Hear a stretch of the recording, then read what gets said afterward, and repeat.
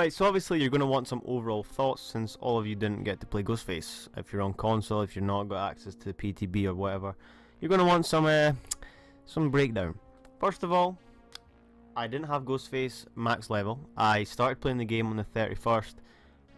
Again, I'm trying to get back down to rank 1 killer. I stopped playing for a little bit, wasn't enjoying it, just decided to come back, grind some blood points for this PTB, and I ended up not getting the save date from the 31st. Instead I got the save date from the 30th, which meant I was a trash rank and I also had pretty much no blood points.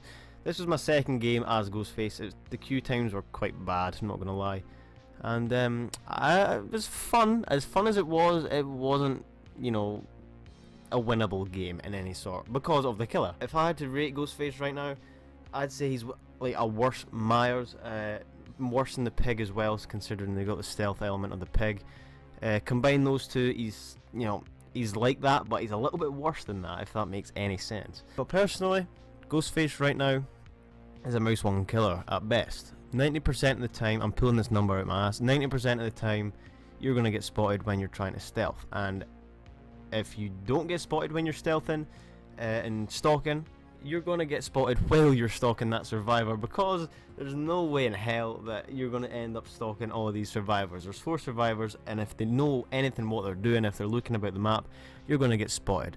For instance, in this game here, I think it was about halfway through, 3/4 of the way through, I actually nearly fully stalked a Nia, and this is my second game, and that was the first survivor I nearly fully stalked to get the exposed status on them.